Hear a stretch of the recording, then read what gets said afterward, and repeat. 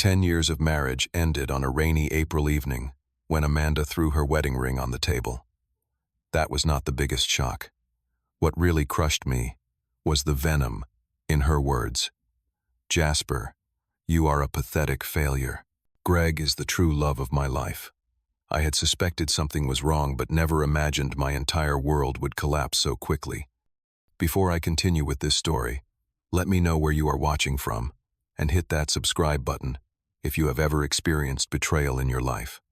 I was 35 years old when my life fell apart. For years, I believed I had built something real and lasting with Amanda. We met at a tech conference 7 years earlier where I was presenting a new software application I had developed. She approached me afterward, eyes bright, with interest in both my work and me. Amanda was stunning with her chestnut hair and confident smile. She worked in marketing, ambitious and full of energy that complemented my more steady, methodical nature. 2 years of dating led to a beautiful lakeside wedding. Friends called us the perfect match.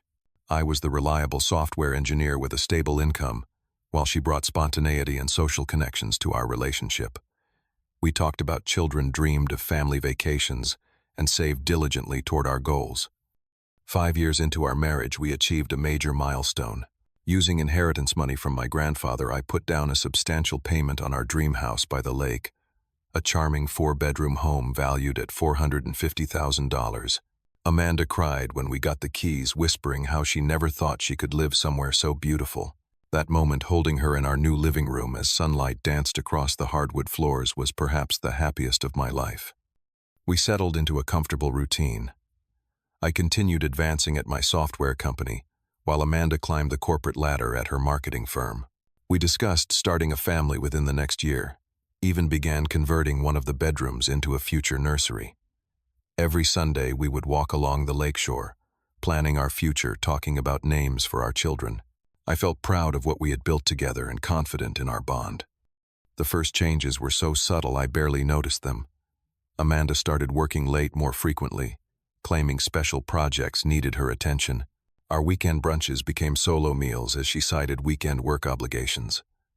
When home, she seemed distracted, constantly checking her phone and quickly turning the screen away whenever I approached. "Just work emails," she would say, with a smile that never quite reached her eyes. One evening I reached for her phone to check the time while mine was charging, and she nearly knocked it from my hand. The next day I noticed she had changed her passwords on both her phone and email accounts. Our warm evenings together transformed into silent, parallel existences. She would come home late already, having eaten, while I sat with a cold dinner I had prepared hours earlier. The distance between us grew measured, not just in the inches separating us in bed, but in the growing silence that filled our conversations. I found strange receipts, expensive lingerie I never saw, a new perfume different from her usual scent. When confronted, Amanda blamed work stress for her distraction and accused me of being paranoid about the purchases. "I bought those things to surprise you," she claimed, though the surprise never came. Twice I called her office after 8 in the evening when she claimed to be working late. Both times her secretary informed me she had left hours earlier. When questioned, Amanda became defensive, accusing me of spying on her and not trusting her independence. "Do you really think checking up on me is healthy for our relationship?" she asked, somehow making me feel guilty for my suspicions. The real revelation came at her company holiday party. Amanda had been reluctant to have me attend, claiming it would be boring for me, but I insisted on supporting her. That night I met Greg Sullivan, the new marketing director.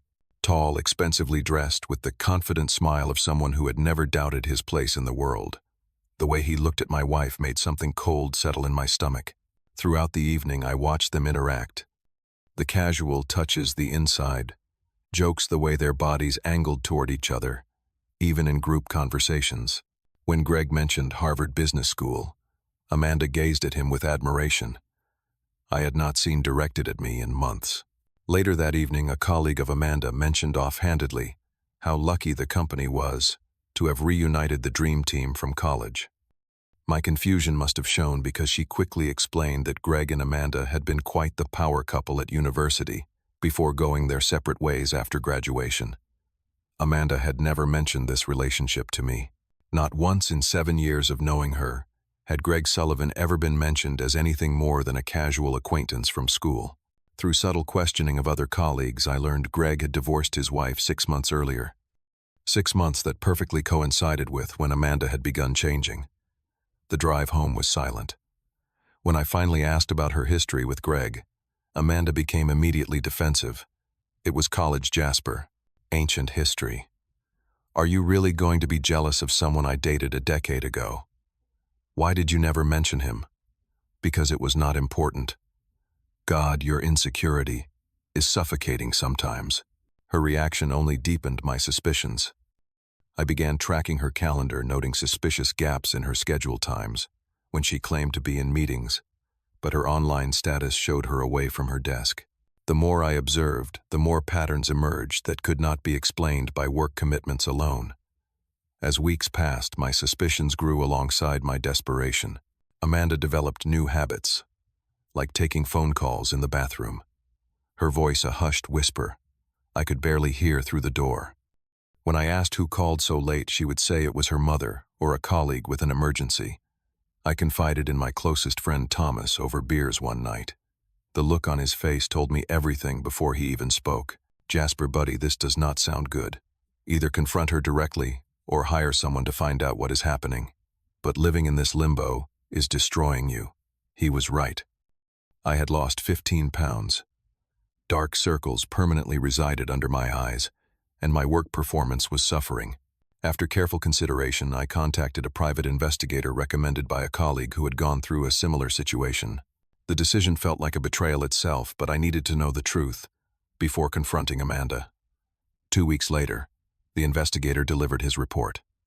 The clinical black and white photos showed Amanda and Greg entering and exiting the Grand Meridian Hotel on 4 separate occasions during lunch hours or early evenings when she claimed to be working. The most damning image captured them kissing in the hotel parking garage, her hands tangled in his hair, his arm possessively around her waist. I vomited in my office trash can after seeing that photo. My entire body shook with a combination of rage, devastation, and horrible confirmation of what I had feared. My boss noticed my distress and surprisingly offered compassionate leave, saying I clearly needed time to handle personal matters. Whatever you are going through, Jasper, take the time you need. The projects will wait. That night, I decided to confront Amanda. I prepared her favorite dinner, opened an expensive bottle of wine, and even bought flowers. Some desperate part of me hoped that, faced with my knowledge and effort, she might confess, show remorse, and we could begin rebuilding. Couples survived affairs all the time, right? We had 10 years of history that surely counted for something.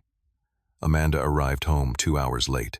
Her surprise at the romantic setup quickly turned to annoyance rather than appreciation. What is this about? I already ate with the team. When I silently handed her the envelope of photos, her face cycled through shock, anger, and finally tears. It is not what it looks like, she sobbed. Greg and I are just friends. He is helping me with my career advancement. Those photos are misleading. You are kissing him, Amanda, in a hotel parking lot. It was just once, a moment of weakness. It did not mean anything. The tears streamed down her face. He has been helping me position for the executive role. We spend time together professionally, that is all. She turned the situation around, accusing me of spying on her, violating her privacy, and damaging our trust.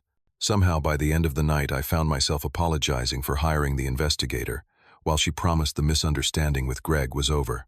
I wanted so badly to believe her that I ignored the obvious inconsistencies in her story. The following weekend, her sister Stephanie came to visit. Stephanie had never hidden her disdain for me, always implying Amanda had settled by marrying a mere software engineer instead of a high-flying executive, tall and sharp-featured like her sister. But with none of Amanda's natural warmth. Stephanie had always treated me as if I were the household help, rather than her brother-in-law. Still working for the same company, Jasper? She asked over dinner. No ambitions to start your own firm? Someone with Amanda's talent usually has a more accomplished partner. I forced a smile. I am happy where I am. Contentment is the enemy of greatness, she replied, sharing a meaningful look with Amanda. Later that evening, I went downstairs for water and overheard them talking on the back porch, unaware of my presence. You need to do it soon, Stephanie urged. Greg cannot wait forever. I know, but the house complicates things, Amanda replied. Jasper put most of his inheritance into it. So you have been married long enough. Half of everything is yours, including the house. Make him sell it and take your share. But he loves this place. Stephanie laughed coldly. Who cares? He is a failure, Amanda. Always will be. He is not worthy of you. Think about the life Greg is offering: vacations in Italy, that executive position he promised you. Are you really going to throw that away because you feel sorry for Jasper? I froze behind the kitchen door, my water glass forgotten in my hand. Amanda sighed heavily before responding. You are right. I will talk to him next week about divorce and selling the house. Greg says his real estate friend can help us get top dollar quickly. I slipped back upstairs, my mind racing. I had suspected an affair, but this was a complete betrayal and calculated plan. Still, I decided to hold my knowledge close and learn more before confronting them. The following week, I made one last desperate attempt to save our marriage, suggesting a weekend getaway to the mountain cabin where we had spent our honeymoon. Amanda declined immediately. I cannot possibly take time off right now. The Johnson account is at a critical stage. I nodded, pretending to understand. Later that day, I called in sick to work, something I rarely did, and drove home mid-afternoon. A sleek black BMW sat in our driveway. A car I recognized from the investigator photos. Greg was in my house. Instead of barging in, I quietly entered through the back door. Their voices carried from the living room, where they sat on our couch. Amanda curled comfortably against Greg as they looked at real estate listings on a laptop. This penthouse is perfect, Greg was saying, his hand casually stroking her hair. Once we sell this place and finalize your divorce, we can move in right away. My decorator can transform it. Amanda smiled up at him adoringly. Will there be enough room for my things, sweetheart? Anything that reminds you of your life with that loser can stay behind. We will buy you new everything, better everything. I still feel bad about the house. Jasper loves it here. Greg laughed dismissively. Jasper should be grateful he had someone like you for as long as he did. Men like him do not end up with women like you without some cosmic mistake. We are just correcting the universe. What about the divorce terms? His name is on most of the assets. Let my lawyer handle that. Trust me, we will get this house sold, and at least half the proceeds. Your pathetic husband will be so devastated he will agree to anything, just to get it over with.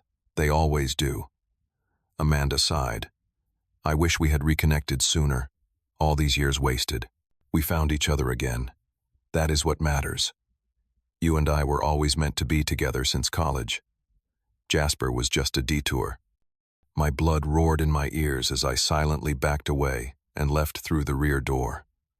In my car parked down the street, I finally allowed the tears to come. 10 years of marriage reduced to a detour in her life. I was not just being cheated on. I was being systematically replaced and discarded. That evening, I came home at my usual time, pretending everything was normal. Amanda seemed distracted repeatedly, checking her phone and smiling at messages. I knew they were from Greg, planning their future on the ruins of mine. The confrontation happened 3 days later. I arrived home to find Greg's car in the driveway again. This time I made no attempt to be quiet. I walked straight into the living room where they sat with a bottle of champagne and papers spread across the coffee table. Their shocked faces might have been comical under different circumstances. Amanda jumped away from Greg, her face draining of color. Greg, however, merely smiled and raised his champagne glass in my direction. Ah, the man of the house arrives. We were just discussing your future, or rather, your absence from Amanda's future. Greg, stop, Amanda hissed, but her expression had shifted from shock to resignation. Why pretend anymore? Greg asked her before turning back to me. Jasper, surely you have noticed your wife has moved on. Emotionally, physically, in every way that matters. Amanda squared her shoulders and finally faced me. I want a divorce, Jasper. Greg and I are together now. We have been for months. 6 months, I said quietly. Since he got divorced and came to your company. She looked surprised that I had put it together. Yes. When I saw him again, I realized what I had been missing all these years. What we had was comfortable Jasper, but not passionate, not fulfilling, not ambitious enough, Greg added with a smirk. Amanda deserves someone who can match her potential. My voice sounded strange to my own ears. You mean someone who can buy her expensive things and take her to fancy restaurants? Someone who drives the right car and has the right connections? Amanda's face flushed with anger. Do not make me the villain here. Our marriage has been dead for years. We barely talk. You are content with your mediocre job and this house, while I want more from life, more that I cannot give you. Exactly, she exploded, grabbing our wedding photo from the side table. You are a pathetic failure, Jasper. Greg is the love of my life. He always was. She hurled the picture against the wall, the glass shattering across the hardwood floor. Then she yanked her wedding ring off and threw it at me. We want you to sell the house. My lawyer says I am entitled to half its value. Greg has found us a perfect place downtown. The front door opened, and Stephanie walked in, stopping short when she saw me. The smug smile that spread across her face told me she had been part of this ambush. Well, well, the truth finally comes out, she said, placing her designer purse on the counter. Honestly, Jasper, did you really think someone like Amanda would stay with you forever? She is too good for you. Always was. They had planned this moment, this cruel execution of my marriage and dignity. The three of them stood united against me, Amanda and Greg holding hands, while Stephanie circled like a shark scenting blood. I want you out by the weekend, Amanda declared. My lawyer will contact yours about selling the house and dividing assets. I looked at the three of them, these people who had conspired to destroy what I held most precious, and felt something inside me finally break free. A calm clarity replaced the pain, a determination I had not felt in months. I will be contacting a lawyer, I said quietly, but not the one you might expect. That night I stayed at Thomas's apartment, finally sharing the full extent of what had happened. His outrage on my behalf was the first genuine emotion I had encountered in months. Those calculating vultures, he growled. Please tell me you are not just going to roll over and give them what they want. I shook my head. No. This time I am fighting back. The next morning I called Michael Barnes, reputed to be the most ruthless divorce attorney in the state. His office scheduled me for that afternoon. Michael listened to my story without interruption, occasionally making notes. When I finished, he leaned back in his leather chair with a thoughtful expression. The house situation is actually in your favor, Jasper. Since you purchased it primarily with inherited funds, which are considered separate property in this state, Amanda has a much weaker claim than she thinks, especially given the circumstances of infidelity. She wants me to sell it. Of course she does. But legally, you have strong grounds to keep it. He tapped his pen against his notepad. Tell me more about this Greg character and his relationship with your wife professionally. I explained what little I knew about Greg's position as marketing director and his influence over Amanda's career. Michael asked for permission to conduct a background investigation, which I immediately granted. While Michael worked on legal strategies, Thomas helped me conduct my own research into Greg Sullivan. What we discovered was illuminating. Despite his expensive clothes and car, Greg was deeply in debt. His divorce had cost him significantly, and there were several financial judgments against him for unpaid loans and credit cards. More disturbing were the irregularities we found when examining publicly available information about marketing expenditures at Amanda's company. Large sums had been allocated to vendors that were difficult to trace, all approved by both Greg and, surprisingly, Amanda, who had signing authority on certain accounts. I took this information to Michael, who raised an eyebrow. This suggests potential financial misconduct. If they are misappropriating company funds, that changes everything. On his advice, I purchased a small recording device.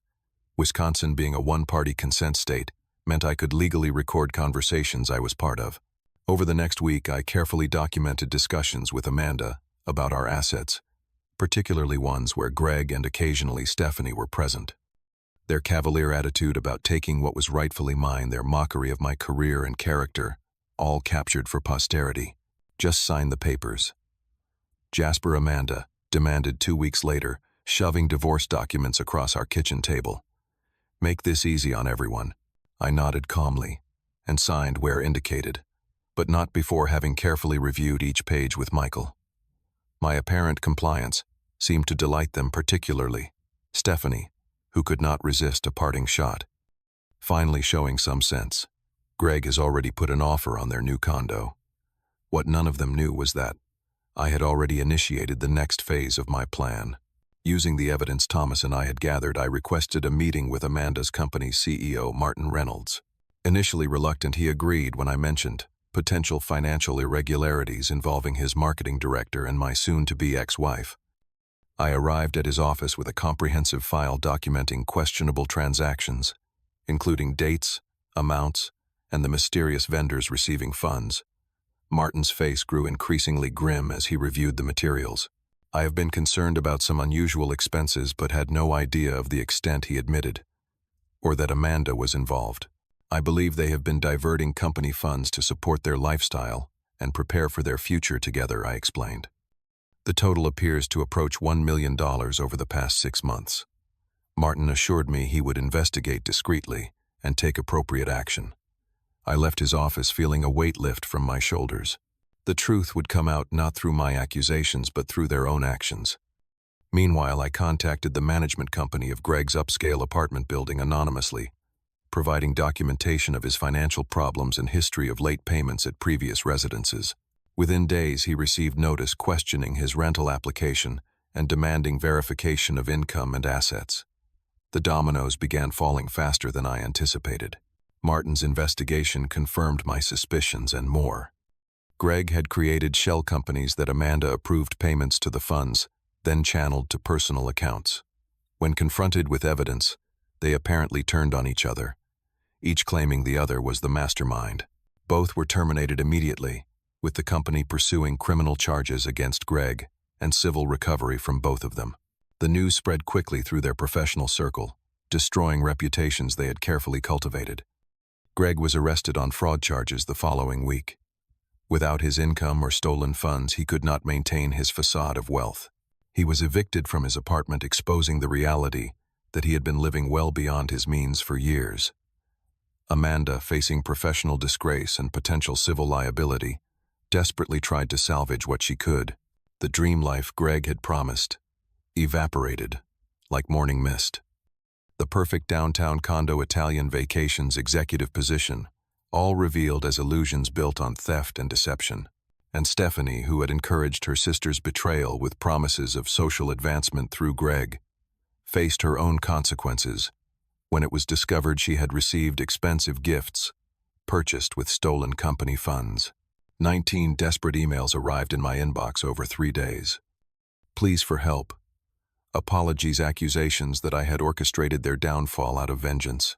Amanda begged me to reconsider the divorce, claiming she had made a terrible mistake and had been manipulated by Greg's false promises.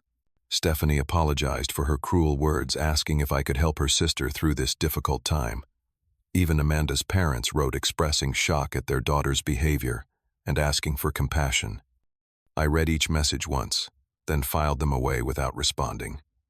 The divorce proceeded on my terms, with Amanda too financially and emotionally devastated to contest anything. I kept the house and most of our assets, with the judge particularly unsympathetic to Amanda, given the circumstances and evidence of her infidelity and professional misconduct. When it was finally over, I stood on my dock watching sunset colors dance across the lake. For the first time in almost a year, I took a deep breath that did not hurt. The healing process was neither quick nor easy. For months after the divorce, I would wake in the night, heart pounding from dreams, where Amanda and Greg laughed at my pain. The betrayal cut deep, not just the infidelity, but the calculated cruelty with which they had planned to discard me after 10 years of marriage. Thomas proved an invaluable friend, never allowing me to isolate myself or sink into bitterness. He organized hiking trips, introduced me to new people, and listened without judgment on my darkest days. "You survived because you are stronger than they ever gave you credit for," he reminded me. "Now you get to rebuild on your terms." I joined a support group for people who had experienced similar betrayals. Hearing others' stories helped me realize I was not alone, and my anger began to transform into something more constructive. I channeled my energy into work leading a successful new software project that earned me a promotion and significant bonus. The house that Amanda had been so eager to sell became my sanctuary. I renovated each room, erasing painful memories and creating spaces that reflected my personality alone. The bedroom where we had slept became my home office. The nursery we had begun planning transformed into a library. With each change, the property felt more truly mine. 6 months after the divorce, I started a blog sharing my experience and offering support to others facing betrayal. Writing became therapeutic, and to my surprise, the blog attracted a substantial following. People wrote thanking me for articulating what they had experienced but could not express. "Your words gave me courage to stand up for myself," one reader commented. "I was ready to surrender everything, just to end the pain. But you showed me another path." Gradually, the sharp edges of pain dulled. I could go days without thinking of Amanda, then weeks. I learned that forgiveness was not about excusing what she had done, but about freeing myself from the burden of anger. I forgave not for her benefit, but for my own peace of mind. 1 year after the divorce was finalized, I met Laura at a community volunteer event. Warm, genuine, and refreshingly direct, she had also experienced betrayal in her past. Our shared experiences created an immediate understanding between us, but it was her kindness and integrity that truly attracted me. "Trust is earned in drops and lost in buckets," she told me on our 3rd date. I think we both understand that now. We took things slowly, each of us cautious after past wounds. When I finally invited her to my home, she admired the renovations and said something that perfectly captured my journey.